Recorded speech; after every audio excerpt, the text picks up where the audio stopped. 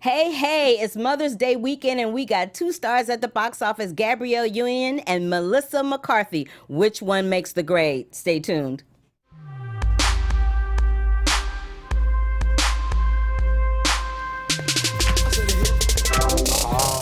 Hi.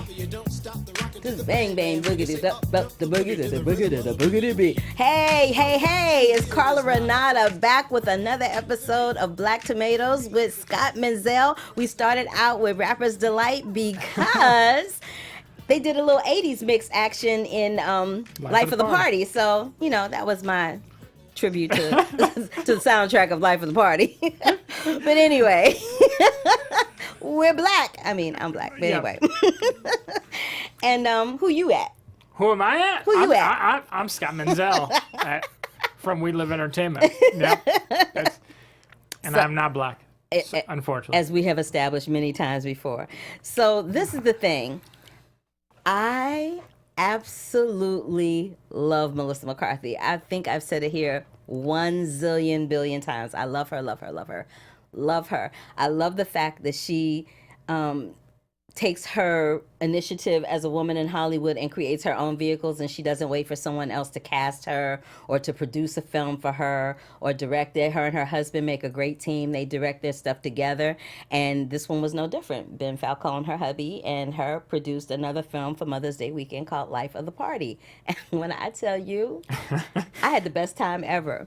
Best time. I never laughed so hard. I laughed so hard. My stomach.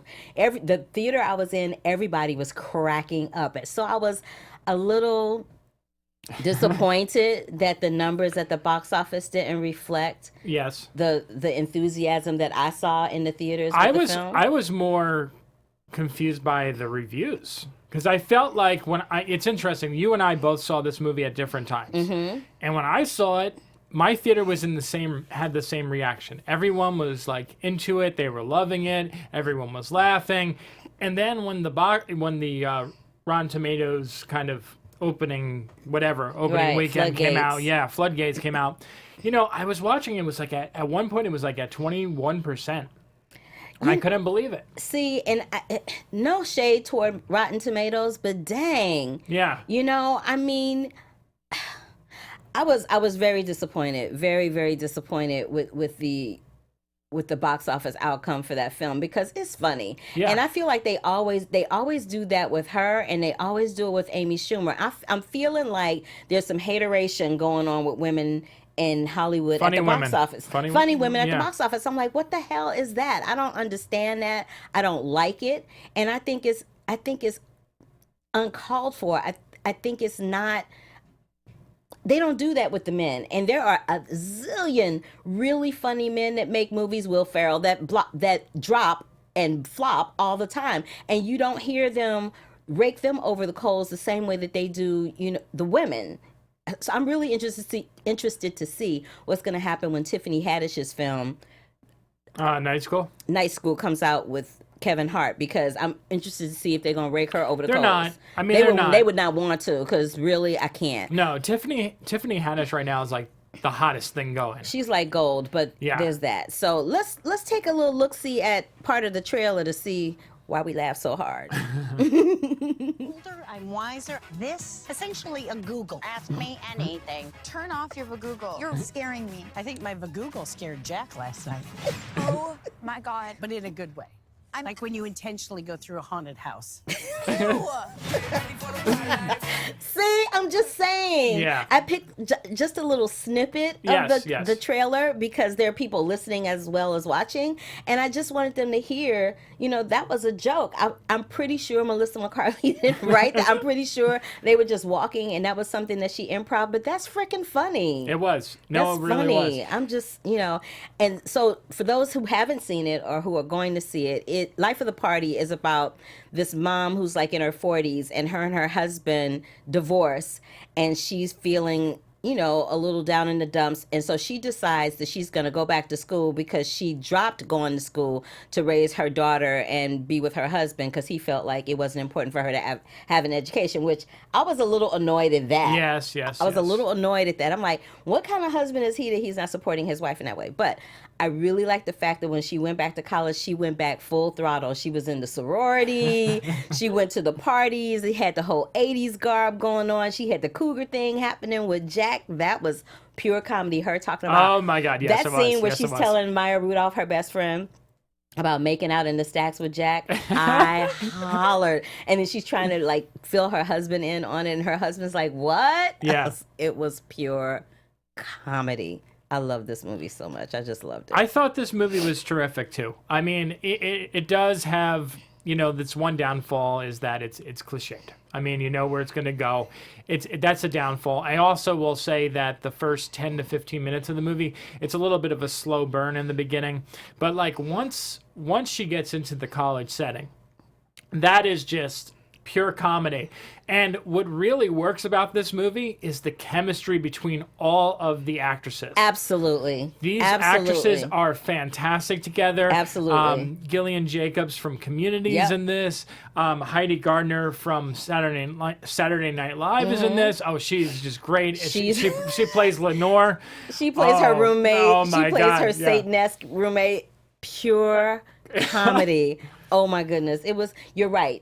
This film probably wouldn't have worked if the women didn't have chemistry That's because right. it centers around them. So I would have been really interested to see what the audition process was like if they auditioned anybody and what they may have had them do to get the role because it was funny down. It's so rare that you watch a female-driven comedy nowadays. Anyhow, I mean, we're seeing a few more of them pop up every year, but they've been kind of hit and miss for me. Like last year we had Rough Night and we had Girls Trip, and I thought Girls Trip was great, Rough Night not so much.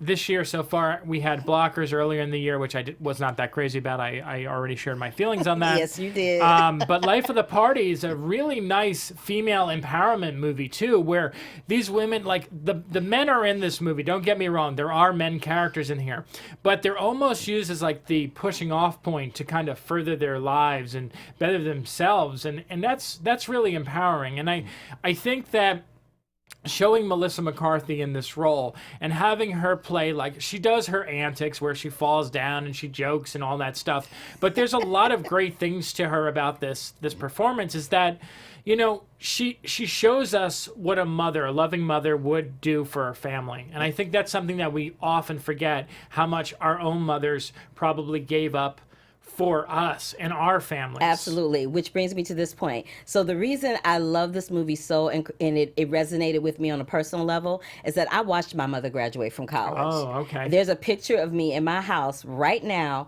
with my mother in her nursing. My mother's a registered nurse. She has her nursing outfit on. It was at her graduation, and my brother and I are on either side of her. That was the day my mother graduated from college, and I take that picture everywhere I go. When I'm in a dressing room or on a set, that picture goes with me to remind me that nothing is impossible. So to say that, my mother and I took my mother to the film, and my mother and I were walking out of the theater, and my mother only has an associate's degree. She never, because back in the day, you didn't have to have a bachelor's or a master's. Right. An associate's was good enough. And she had 2 kids. Who had time to go get a bachelor's with 2 kids, and they were a single mom. So I said to my mother walking out, I'm like, okay, I'll make you a bet. I will go and finish my education at UCLA if you go and get your bachelor's in nursing. She's like, okay, bet. So we got a little bet. We're going to go. That movie has inspired us to go back to school. So if my mother and I thought that, how many other mothers and daughters went to see that film and felt inspired that way? I mean, it's one thing to entertain with a film, but it's another to educate and inspire people. That's a whole another tip on the entertainment spectrum. Well, I also, and I think, kind of tying into this, is that there's a very natural progression in this film that I don't think enough people are talking about, where in a lot of movies like this, there's this formulaic kind of setup where, like, the characters just kind of get thrown into a situation, they're annoyed, and then, like, all of a sudden, within the last 5-10 minutes of the film, everyone loves each other. Hurrah, hurrah, hurrah. Yeah, that was not the case this time. That was not the case at all. And it was really nice to kind of watch a movie where everyone was just kind of, like, the more like they spent time together, the more they liked each other, the more they grew as everyone in this. You saw all the characters grow. It was they a became, realism. Yeah, it was. Yeah. They became courageous and took risks. It was really something special that I don't feel like anyone's talking about. I agree with you on that. It was a total realistic view of life. Like, it didn't have that cliche ending of, oh, everything's back to normal and now we're all happy, hoo hoo hoo ha hooray. Yeah. It wasn't that. It was the husband, did what he had to do. What I really love, because I was expecting her to break it off with her little boyfriend. Yeah, right. That didn't happen either. I was like, well, all right then. Oh, and we can't talk about it, but there's a great scene about midway through this movie that's like a great surprise reveal. Did you laugh really hard? It takes place in a restaurant? No, I know. Okay. I laughed my booty off at everything. But this was the one thing that I really laughed. And I don't know if you caught this reference either. So you remember did you see Waiting to Exhale? Yes. So in Waiting to Exhale, they made this big deal in Waiting to Exhale when Angela Bassett's husband left her. She took his stuff in a wagon wheel out to the driveway and set it on fire. So in this film, it's almost like Melissa McCarthy is making fun of that moment, but it has a different kind of ending for her. Yes, it does. I hollered. I laughed out loud when I saw that because I immediately was like, oh, she making fun of Waiting to Exhale. That was brilliant. Yeah. That was brilliant. I really love that. So I would say we'll give our tomato ratings on this one at the end of the show, but I'm pretty sure we're going to agree on that one. Yeah, we're going to probably be on the same page. So I really, really enjoyed that and had a lot of fun. So let's move on to the next one. Breaking In. Okay, I can already tell you feeling some kind of way about that. So Breaking In stars Gabrielle Union as this mother who her father has unexpectedly lost his life. She takes her kids back to the house to pack it up and sell it for get rid of the estate, so to speak. And what she's met with are unexpected and uninvited visitors in this house. But this is what I'm gonna talk about. What I liked first. Okay. Because I'm pretty sure we're gonna feel the same way about this one too. Okay. I love the fact that her character Sean Russell was not a victim. Not at any moment in that film was Gabrielle Union's character a victim. She had total control of what was going on in that film at all times, as far as her character was concerned. She was never a victim. She was never like, oh, please help me, and somebody came and saved her. None of that ever happened. I love the fact that both of her children were really beautiful and smart children. They weren't like these kids that were like, oh, mommy, I need you. They were not those types of children. I love that. And I also love the fact that the main crook was kind of like sexy cute. Like there was this moment where I was like, he kind of sexy cute, like Billy Burke. Burke. I kind of want her to like hook up with him just for a split second, but that would so not be what this movie's supposed to be about. But anyway, and then this is what I didn't like. I didn't like the fact that it was a cliched home invasion thriller. Like that's what it was. There wasn't anything in that film that we hadn't seen in any home invasion thriller movie ever in time. We saw people running. We saw an attempted rape. We saw the one crook that's always like crazy cuckoo for Cocoa Puffs. Like it was very cliched in that respect. But I did appreciate the fact that this is also, we were talking about Girls Trip earlier. This is also a Will Packer produced production. Yes. And Will Packer's on a roll. He had Girls Trip last year. He's got this one, and he's also producing Night School. Did he do Almost Christmas? Yes. Yes, I love that one too. He's a little bit on a roll. So I appreciate the fact that there are people of color behind the scenes, and Gabrielle is also a producer on this film as well. So I appreciate the fact that there are people of color behind the scenes and in front of the camera. I just wish that the script had been a little bit stronger. Before we get to you, let's show the trailer real quick. You have no clue what I'm capable of.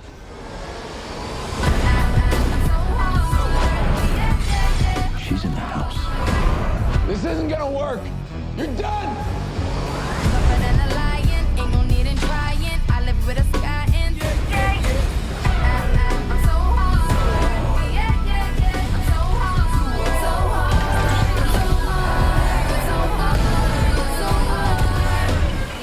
You know this. Broke into the wrong house.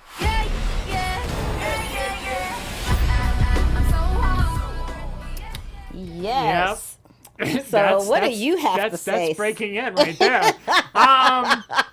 No, you are 100% right with the fact that it's nice that they didn't portray Gabrielle Union's character as a victim. I mean, I'm a really big fan of her work. Me too. And I really like her. She was probably someone who I've had the longest crush on. Really? And I did an interview with her long time ago when Was your face red when you talked to her I like it's I turning told red her I had now? a crush on her when I talked to her on the camera.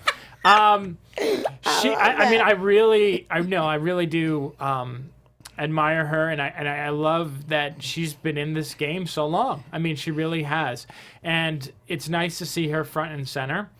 I just wish the movie wasn't so damn stupid. I mean, this is a dumb movie. I mean, everything How you about really feel it, about that, Scott? everything about it is dumb. Everything. I mean, they do this wonderful scene in the beginning where like they build it sets up kind of like where the story's going. I don't want to spoil it for anyone who has interest in seeing it, but you know, the opening kind of like had me hooked. I was into it, and then they're driving up to the house, and you know, it's an annoying scene of her driving, the kids arguing. That's what I mean about the my cliche. God. That's very cliche. It's like, how many movies have we seen this in?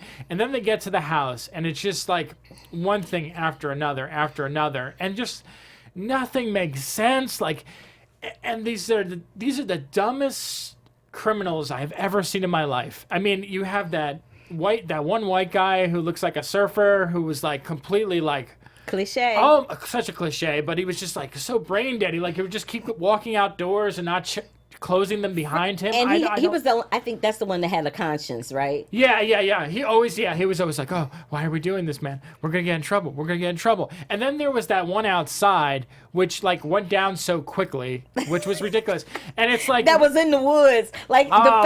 the fact that he was in the woods so long and he never had an opportunity to get away. Like there was no way he could get that tourniquet from around his mouth or untie himself. Like really, he was in the woods that long? She's sitting there like half the night, like running around trying to get into the house, and he's just sitting there behind a tree. Like, that come made on, me laugh. I was like, I can't with that. And then I got what you said, and it was weird because watching Billy Burke, because he's also a pretty decent actor. So He's great. I watching love him and Gabrielle, and then you're watching those two, and you're like, why are you in this movie? It's so beneath you, and I don't even know, because as it kind of went on, it just got to the point where I just started laughing. Like, there's a scene, right, where she jumps on that stairs, like she's trying to hide from it. She's like hanging on like Spider-Man. But wait, like, first of all, I was like, what? She don't have no nails. I know, right, She right. obviously does not have a manicure, which I found that hard to believe that somebody that comes from that kind of money didn't have a manicure, didn't have some gel nails or something. Like how she, and you're right, she was hanging on like Spider-Man. I'm like, really? Is she? And the other, and you were talking about the beginning, how you were invested in the beginning, baby. That first 5 minutes of the film, it made me twist my metal knee. I was like, ouch. Because I jumped. You know, I don't like horror stuff. Right. So that first moment made me jump, and there was something else that made me jump, and I jumped hard enough that I twisted my metal knee. I'm like, really? Are y'all gonna take me out like that? Is that what the next? And it was a short film. It was 88 minutes long. Right. But I'm Thank like, God. Thank God. but I'm like, is this how Breaking In gonna take me out, having me twist my knee while I'm watching it? I was not happy. I don't. It's just like you said. I mean, you really summarized it. I don't really have much to say because you really did a great job of summarizing Well, thank you, Scott Menzel. It's so cliched, and it just beat by beat by beat the same thing over and over again. And it's funny because Gabrielle's performance is so above everything else in this movie. So you're watching her spew this dialogue. I have to point this one thing out. The sensors, right? There's it's a smart home that they're breaking into, Yes. right? And it's so conveniently used throughout the movie. Like, they're like, oh, at times we're going to go over to the smart home computer and like, we're going to look at all the cameras. But then she's running through the house and there's no sensor whatsoever going off. It made no sense. Yeah. It was like, whenever it was convenient for them to use it, they used it. Yeah. And then other times they were like, oh, forget about it. I agree. But I love the fact that it was her son that pointed out in the beginning about he said, oh, anybody, and he says, oh, this is so easy, anybody could use it. So when everybody starts using it later on in the film, you're like, oh, well, her son said anybody could use it. Which is also kind of surprising, right? Because like, kids are very, they grew up with technology. They're very resourceful when it comes to that. Mm-hmm. There should have been a learning curve, considering those people. Some of those people had like the IQ, of like a monkey. Oh my like, God, they were the worst. They were the dumb. Like, they were the they dumbest go on the criminals roof. ever. Like they all go on the roof together. Like, what was that scene They about? were the dumbest criminals Oh my ever God. on the face of the planet. People were screaming in my theater, like they were yelling at the screen because it was so stupid. They were like, "Oh, come on! Oh, come on!" And it's normally I would get mad when people are talking, but like it was so engaging to have everyone else kind of like talk back to the screen. I was like all for it. I was like, Yeah. "Please keep talking to the screen. It's more interesting." In my theater, it was just me and my mom that were talking to the screen. Me and my mother were going in. It was hilarious. My mom is my screening buddy, and we were like, what? Just talking to the screen. I was like, what is that? Why did that happen? I'm like, shh. She's like, nobody's listening to us. I'm like, well, they're really not, so we could just say anything we wanted to. It was, But you know what this proves, once again, we've talked about this a bunch of times too, is that this is a cheaply made movie. It was made for $6 million, made 16.5 at the box office. That's already 3 times what it would cost to make. exactly. And Will Packer is kicking it's gonna butt, keep man. hanging on. It's like a Blumhouse movie. It doesn't matter as long as it gets a little bit more. Look, Will There'll be a sequel. Packer and Dion Cole are doing their thing. Big ups to them. I'm glad that somebody is getting out there and walking the walk and talking the talk and not just bumping their gums and doing nothing about it. So kudos to them. You know who else we want to give kudos to? Who? Our girl Maria Menounos. Yes, because she has a podcast that drops every Friday called Conversations with Maria Menounos Podcast Edition. It features celebrity and influencer interviews from health to I can't talk today. From health and wellness to career, relationships, finances, and more. Let our Maria show you everything that you need to know in her podcast edition of Conversations with Maria Menounos. So go over to iTunes, subscribe to Conversations with Maria Menounos, and guess what, y'all? It is free. And when you get over there, tell her that Scott Menzel and Carla Renata from Black Tomatoes sent you over there. Again, Conversations with Maria Menounos Podcast Edition drops every Friday on iTunes. Check it out. Give them 5 stars and let them know that Scott and Carla sent you over there from Black Tomatoes. So, having talked about Miss Maria, let's talk about a little Marvel action. Sure. They have announced that Captain Marvel's going to add Annette Bening and someone else to the cast. I can't remember who the other person is. So do you remember? I do not. But I know Annette Bening is the big deal. Yeah, and she's going to play, they're saying that she's going to play his mom. Oh, is it, it's Ben Mendelsohn. That's it. Yeah, Ben I was Mendelsohn. like, I knew there Yeah. was another name. No, there's definitely Ben Mendelsohn. That's Because I it. remember when Ready Player One came out and I did the press day, I asked him, and he was like, only thing I could tell you is that I'm in it. And I'm like, okay. Okay, so Ben Mendelsohn and Annette Bening are going to be in Captain Marvel. I am stupid excited. You know, like how you were excited about Black Panther? Yeah. I'm stupid excited for Captain Marvel Okay. because I'm a Brie Larson fanboy. I love Brie Larson, too. I've loved. See, the movie that you haven't seen, Short Term 12, was my masterpiece. Like, I was promoting that movie like crazy. Like, I was making everyone watch it. Like, we did Brie Larson for Best Actress way back when for that movie. I love that movie, and ever since then, watching her career, and I mean, she's really exploded the last couple of years. I love her, though. Yeah. She's the real deal. She's like a real, true movie star. I love her so much. I love that movie too, Scott. Yes. So good. Yes. So good. I love Marissa Murphy's like, let me just chime in and say what I love. Well, too. that I love you for that. movie, Rami Malek was in there, who now is in Mr. Robot. You had Lakeith Stanfield, also his first role. Him. Yes. He's great too. Love him. And then Kathleen Dever, something like that. She's in I think it's Dever. Casual. Yeah. And she was also in the last Jason Reitman movie. So, I mean, and she was also in Detroit. So, I mean, a lot of great careers came out of that movie. Okay. All right. So all right. Captain Yeah. Marvel done popped off a whole nother conversation. Yes, sorry. But, And then I also wanted to talk about do you know about Passion Flicks? no. What is Passion Flicks? Let me enlighten you. I love when I know something that you don't. Yes. It rocks my world. So Passion Flicks is a new streaming service, especially for commercial-free, sweet and flirty rom-coms, and then like those sexy kind of dramas, sizzling sexy dramas. So they Like 50 Shades? Something like that, yes, like 50 Shades. And they are at passionflix.com, and it's $5.99 a month, because a lot of those films, you can't find them on Netflix, you can't find them on Hulu, you can't find them on Movies Anywhere, or Movies Everywhere, or any of those other streaming sites, but you can find them at passionflix.com. So that's going to be really, really cool. Cool. Two things I want to talk about. One, I want to make a correction from last week. Okay. Because I'm going to do this every week if we say something, and I'm going to correct us if we say it wrong. What did we say wrong? So Fahrenheit 451 was HBO, not Netflix. We said it was. I did say it was Netflix. Yep. Yeah. So I just wanted to, and I agree with you. So I wanted to make sure that we Cleared were that both up. on the same page. But let's talk about that walk at Cannes. The 82 women walk for Me Too. And, and I mean, I love that. I love that jury this year. I mean, Ava DuVernay, my and Kristen girl. Stewart and Cate Blanchett. I'm like, I'm all for it. I'm all for it. I love the Cate Blanchett. They did that walk, and then they stood on those red stairs, and they talked about, how all of those women on those stairs, they weren't just actresses, they were cinematographers, they were sound engineers. They come from every single platform and lane that is involving making a motion picture. So everyone across the board was represented in terms of women and in terms of lanes. And I love the fact that they did that at Cannes, because they've done it every place else. They did it at Sundance. Right. They've done it all across the country. I think Cannes was the only place that they hadn't done it. So that was really, really great. And I think, and correct me if I'm wrong, people, correct me if I'm wrong, I believe that Ava DuVernay is the first woman of color to be on a jury at Cannes. I'm almost positive that's the case.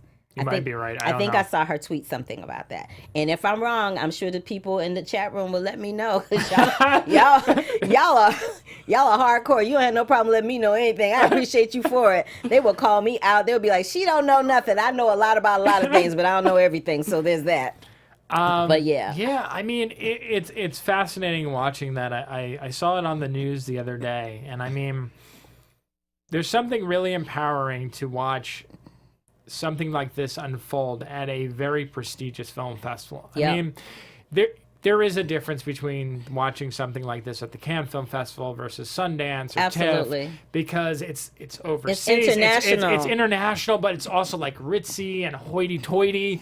Like, it's so up there. So to watch this kind of unfold on this platform, and then there's been all these great stories coming out, like Ava and Kristen Stewart are doing something, working together to kind of launch some film program at Universal with Jessica Chastain, I think it is. Yeah, it is. I might be wrong on that. It might be two stories, but I know there's like a whole bunch of stuff coming out. And I'm so excited to see this, because finally it's happening. I am too. It's taken forever. I am too. And I'm really happy to see that, it's been 6 months, I think, since everything kind of popped off and hit the fan. Yeah. So I'm glad to see that this wasn't something that lasted it was a quick soundbite on the news and then it went away. I'm glad to see that people are walking the walk, talking the talk, and not bumping, like I said before, not bumping their gums and not putting their elbow grease and their power and their what's the word I'm looking for? Their star power behind what they're doing. So I'm really excited about it. As a woman in the industry, I'm like uber excited about it. What I'm not, and this has nothing to do with film, but I just have to say this. What I'm not excited about is that ABC television picked up a whole bunch of shows. Yeah. None of them had people of color in them. They were all lily white. And I'm just like, really? Did they really? Yeah, I mean, there's been so many announcements this week with television shows being canceled and renew, and I'm like, oh my God. Like 50 things have popped off at one time, but ABC particularly shot all these pilots with women of color in the leads. So Yvette didn't get her show? Most likely two did not get picked up. And I personally, I took that hard. Like, I'm sure Yvette took it hard. As a matter of fact, I know she did. But I took it hard because... How would they turn that down with her and Diablo Cody? Why would they turn that down? That's what I'm saying.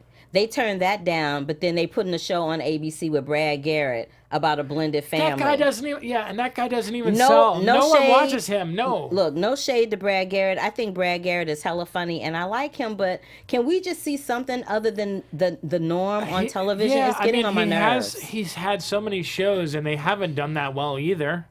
It's getting on my nerves. It's weird. And they canceled Kevin Can Wait. Okay. They renewed Man with a Plan. They gave a thumbs up to Cedric the Entertainer's new pilot called Welcome to the Oh, Neighborhood. they did give that one? They gave a thumbs up to Lil Rel's new pilot. But I'm just like... Is that what channels are those on? You know? Lil Rel, I'm not sure. Fox, right? I'm Fox, not sure if Fox. Lil Rel is on Fox or NBC. It is Fox. But I know Welcome to the Neighborhood is on CBS. That I know for sure. But I'm just like, I just had to throw that out there because it was bothering me. And, you know, I have a microphone so I can say something. And I don't know who's listening or who's not listening, but I need for them to know that it is about time that reality in America is reflected on television and on film. Like, they're doing a little bit, like I'm starting to see people of color and mixed couples in commercials, which when I was doing commercials and coming up, you would never see that. Remember how much flack a couple of years ago the Cheerios commercial got? Oh my God, yes. And now it's no big deal. Now it's no big deal. You see mixed couples on commercials all the time. I'm like, can we see them? And the one show that had a mixed couple on television on ABC, Alex Inc., they canceled that too. Oh, that show was terrible though. Was it though? Oh, it was terrible. It looked funny. It was bad. It was bad. It was okay. bad. Hey, and it's not just me. Ashley said it too. Ashley, Well, if Ashley said it. She was like, "Nope, I'm not having this." She's like, no, I'm not having I feel bad for Zaf Braff. I mean, that guy, you know, he started off with Scrubs, and then He's funny. and then he did Garden State, and then everything else has been like womp womp. He's funny. I think in this industry, it really is about timing. Even with the films that we talked about with Life of the Party and Breaking In, it's all about timing. I mean, there was a time in America you would not have seen two women open two major films on Mother's Day weekend. I know, going That head would to not- head. Two women I'm just going head to saying, head. That Yeah. would not have happened. So that in itself shows that there is just a little bit of progress. I'm really glad about that. I am going to talk about these two movies that I know you have not seen, but I promised I would talk about them. Sure, no problem. So one of them is called Coming to My Senses. It's a documentary. It's a documentary about this motocross racer who has a spinal cord injury, the same type of spinal cord injury that Christopher Reeve had, right? Oh, okay. And they were telling him that he wasn't going to be able to feed himself, that he couldn't walk, he couldn't do this, he couldn't do that. And not only is he walking, but he walked across Death Valley in 6 days. Wow. It was the most impressive thing I've ever seen him out. He made me feel bad. He made me feel so, I felt so trifling and lazy after I watched that. I was like, his name is Aaron Baker. Aaron Baker, if somebody is having a bad day or feeling like they're not doing enough in life, or they had knee surgery or hip surgery or any kind of surgery or thing happen in their life that has flipped them into a place of mental despair, they need to watch Coming to My Senses, because watching that documentary will flip you right on out of it. I was uber impressed. And one of the other things I was impressed about that film is that he has when he got his injury, he found out that there aren't that many facilities across the country that are able to accommodate people with a spinal cord injury or disabilities in general. There's like 34 or maybe 43 facilities in the whole United States. That's not a lot for rehab. So he started his own, and it's called CORE, C-O-R-E. So look it up online. It's called Coming to My Senses. They have a site, comingtomysenses.com. And I have an interview with them. I do have an interview with them that I did. So check it out at thecurvyfilmcritic.com. Another film I want to talk about is one called Landing Up. I heard of this one. You heard of this one? Yeah. So I don't know what it is though. This is the thing about Landing Up. So Landing Up stars this chick named Stacey Malton, and it's about a homeless girl that has a secret. And basically the secret is let me backtrack. So Stacey plays Chrissy. Chrissy's homeless, and Chrissy meets this guy in a bar that wants to take her out and ultimately wants to become her boyfriend. But she has this secret that she's homeless. She hadn't told him that she's homeless, right? So she's figuring out how she's going to tell him, what the situation is without him finding out on his own. And then, as usual in these types of films, he finds out and it becomes this whole thing. But there is a little twist at the end that I was not expecting. I was like, oh, did that just happen? It was kind of interesting. So I would say, check it out. But the real tragedy with this film is that it features this young lady named Adina Hines. And Adina Hines is Morgan Freeman's great-granddaughter. She was brutally murdered by her boyfriend. So I did not get to speak to Adina Hines because her life was tragically taken before the film started to do their little press tour. But her work in this film is really quite special. And I'm hoping that people will get an opportunity to see it because it's a shame we won't get to see any more work from her because she's a really solid actress. She really, really is. And Stacey Malton wrote the screenplay for Landing Up in addition to starring in it. And the one thing that I really love about it is that it sheds a light on homelessness. There are people walking around. There might be some film critics that we know that might be homeless. Yeah, you I would know. never. Some of them look like it. Can't with you. But I'm just saying, in this day and age, you don't know what a homeless person looks like. No, you're right. You do not know what the face of a homeless person looks like. And it's a real problem, as we see on the news every day. I mean, right around the corner from where I live in the San Fernando Valley, there's like a homeless village, just like taking up this whole stretch of highway where I live. And people are threatened by that. But what we don't understand is that a lot of these homeless people, they have become disabled.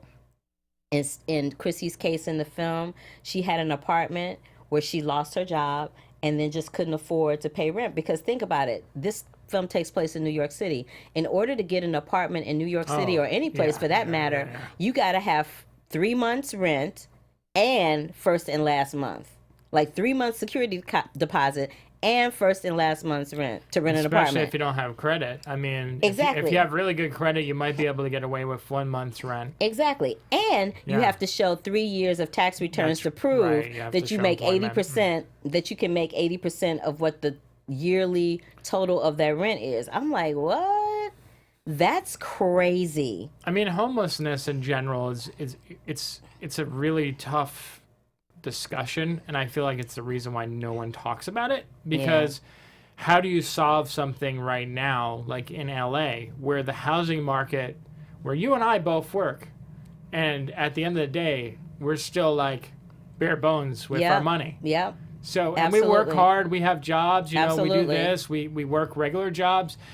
And so you think about that, and then you say, like, how are college students going to afford living once they get out of school? Because they're not going to get a $100,000 job right away. No, they're not. They're going to get a $15 to $12 hour job. Absolutely. So homelessness is a big deal, and I mean, I know there's this controversy movement going on right now, and I'm sure you saw it down in LA where they have homeless as the Hollywood sign, and I don't know how to solve it, and I don't think anyone's really has any answers for it. I know that the politicians in the Los Angeles area are trying to create housing for the homeless community here in LA. There's a whole bunch of, there was a motion on one of the ballots not too long ago where we had to vote for that. That was 2 years ago, and they still have not erected this housing yet. So that makes one of my eyebrows go up. What are y'all doing? Because I see some other things happening, but you can't find your way to do this one thing that we all voted for 2 years ago. It's been 2 years, and now we're getting ready to have another election. So I'm gonna need some politicians to get off their butt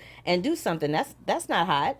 The other thing about Landing Up is that they partnered with the Midnight Mission to try to raise money for that organization. And for those of you who are not familiar with the Midnight Mission, it's an organization that helps the homeless people all year round, but particularly during the holidays like Thanksgiving and Christmas. They provide meals for families that, otherwise that would be the only decent meal that they would have for the whole year, let alone a month or a week or a day. So go to Landing Up to check out that film. Go to midnightmission.com to see if you want to engage and help with those organizations or volunteer. They're really good organizations. I've volunteered there myself, and the work that they do there is exemplary. I really enjoyed myself, had a good time.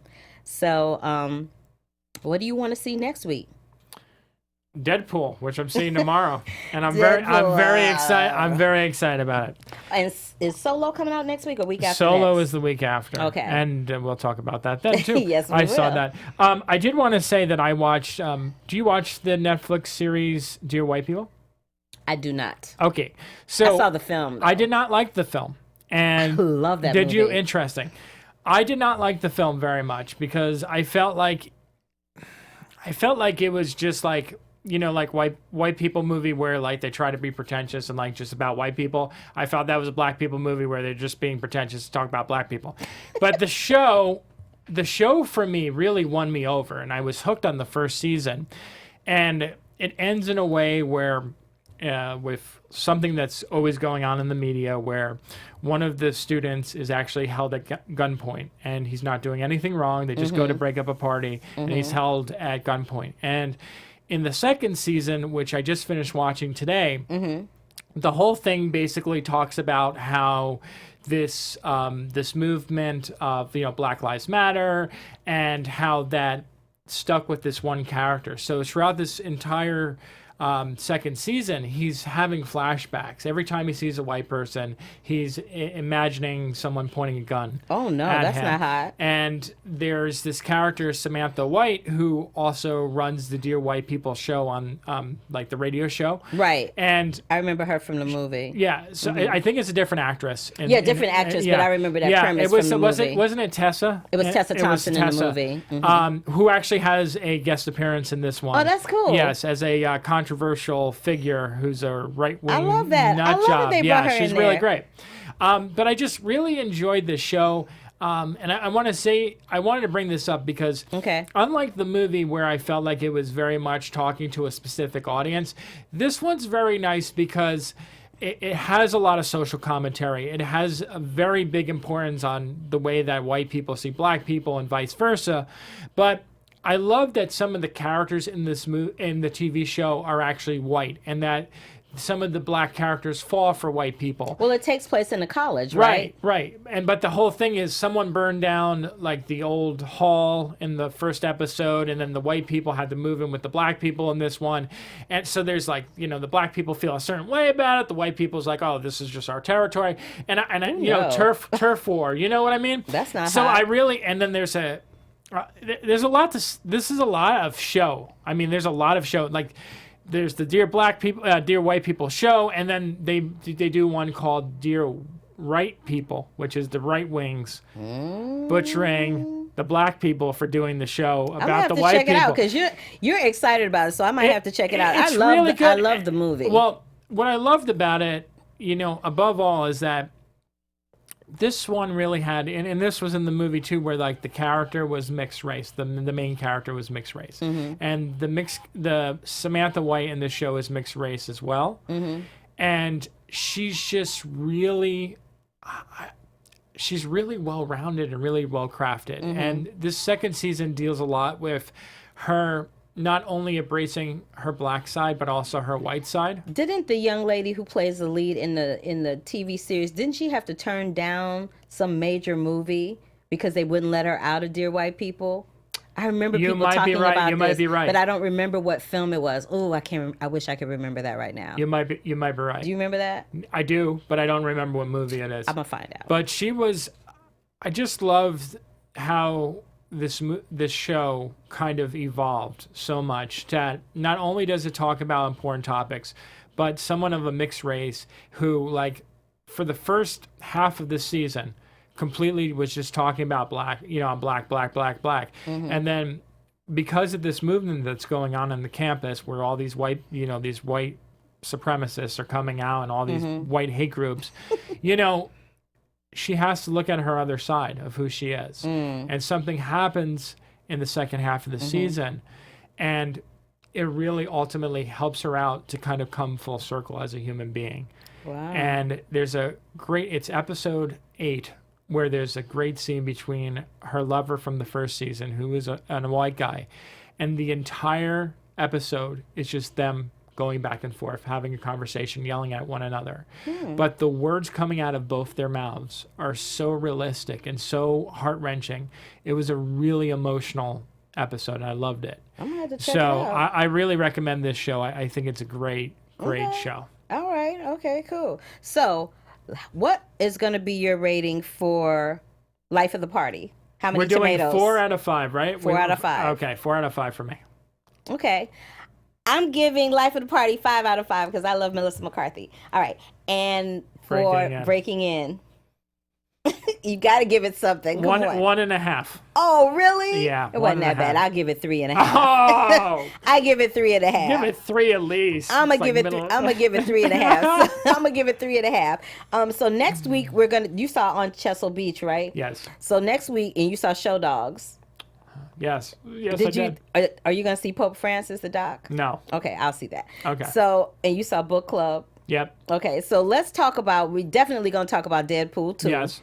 And we may or may not talk about Show Dogs. And No, we can talk about Show Dogs. It'll be very quick. Okay, we'll talk about Show Dogs. We're going to talk about Show Dogs, Deadpool 2, and Book Club. And Book Club, and maybe on Chesael Beach. Maybe. Okay. Okay. So this is Carla Renata, your host for Black Tomatoes. Thank you so much for joining us for this episode. You can find me across all social media platforms at The Curvy Critic. Check out all of my reviews that we talk about on Black Tomatoes at thecurvyfilmcritic.com. And where can we find you, Scott? You can find me at the other Scott M on Twitter and Instagram, and go to WeLiveEntertainment.com to read all my written reviews and my interviews. Thank you. All right. So until next week, join us next week for episode 13 of Black Tomatoes on Black Hollywood Live. Go to iTunes, give us those 5 stars, and talk to us in the chat room. We will talk back. Until next week, love, peace, and hair grease, y'all. Bye. From executives Keven Undergaro, Dario Kristen, Tiana Hobson, and the entire BHL staff,